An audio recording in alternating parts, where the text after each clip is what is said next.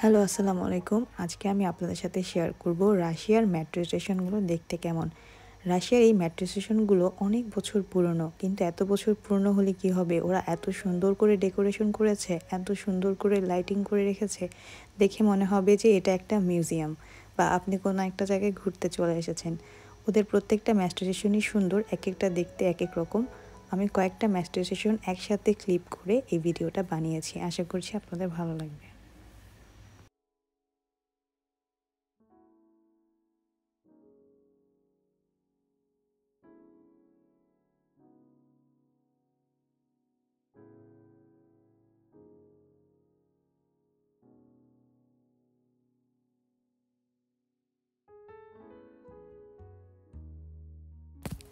এখানকার বেশিরভাগ মেট্রোগুলো আন্ডারগ্রাউন্ডে তৈরি করা। আন্ডারগ্রাউন্ডে তৈরি করার পিছনে ওদের হয়তো অন্য কোনো রিজন আছে, বাট আমি যেটা মনে করি, যদি কখনো কোনোভাবে যুদ্ধ লাগে বা কোনো ভূমিকম্প হয় বা অন্য কোনো ঘটনা ঘটলে তখন মানুষ এসে এখানে শেল্টার নিতে পারবে। এবং এটা পার হতে মোটামুটি 1 মিনিটের মতো টাইম লাগে। এটা এতটা লম্বা, এতটা বড়, আপনি যখনই এটা পার হবেন মনে হবে শেষই হয় না। আর সবাই এক সিরিয়ালে দাঁড়িয়েছে, কারণ কারো যদি আর্জেন্ট থাকে সে এই পাশ দিয়ে উঠে চলে আসবে। দেখুন এই যে মেয়েটা চলে আসতেছে। আর আমি যখনই ভিডিও করি আমার ভিডিওতে এই যে ইন্ডিয়ান দু একটা ছেলে আমার সাথে থাকে, এই যে এই 3টা ছেলে সবসময় আমার ভিডিওতে চলে আসে। সো ওদেরকে দেখবেন, কারণ আমি বড় ভাইদেরকে ছাড়া বের হইতে পারি না, এখনও রাশিয়ার রাস্তাঘাট চিনি না। যেটা বলছিলাম যে রাশিয়ানরা অনেক সচেতন, তাই তারা আগে থেকেই আন্ডারগ্রাউন্ডে মেট্রো বানিয়ে রেখেছে। যদি কোনো বিপদ আপদ হয় তাহলে হয়তো রোডের উপরে হবে, বাট আন্ডারগ্রাউন্ডে কোনো কিছুই হবে না, কারণ এটা এতটা নিচে। মেট্রো কার্ড করে নিয়ে আপনারা ঢোকার সময় এখানে পাঞ্চ করে নেবেন। পাঞ্চ করার সাথে সাথেই যদি আপনি বাসে পে না করেন তাহলে 57 টাকা কাটবে, আর যদি বাসে পে করেন তাহলে মেট্রোতে ওঠার সময় 28 টাকা কাটবে।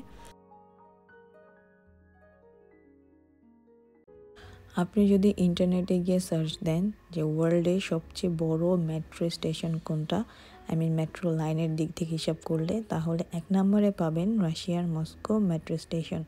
কারণ এই মেট্রো লাইনগুলো দিয়ে আপনারা দূর দূরান্তে যে কোনো জায়গায় যেতে পারবেন। হয়তো আপনাকে একটা দুইটা ট্রেন চেঞ্জ করতে হবে, কিন্তু আপনি যে কোনো ডিস্টেন্সে মেট্রো দিয়ে যেতে পারবেন।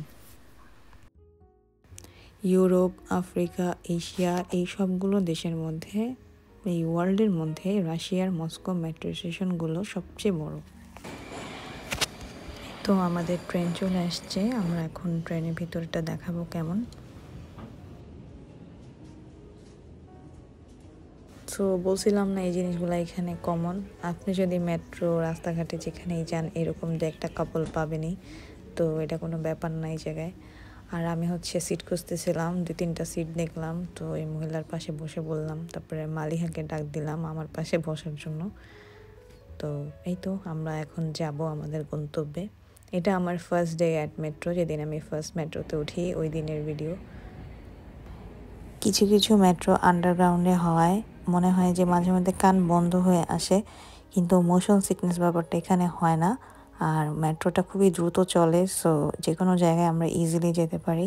আর মস্কো শহরের মেট্রো ফ্যাসিলিটিটা আছে, অন্যান্য অনেক স্টেটেই আমি শুনেছি নাই। তো আপনারা যারা রাশিয়াতে আসবেন অবশ্যই মস্কো দিয়ে সব জায়গায় যাওয়ার চেষ্টা করবেন, আপনাদের জন্য ইজি হবে। সবাই ভালো থাকবেন, আল্লাহ হাফেজ।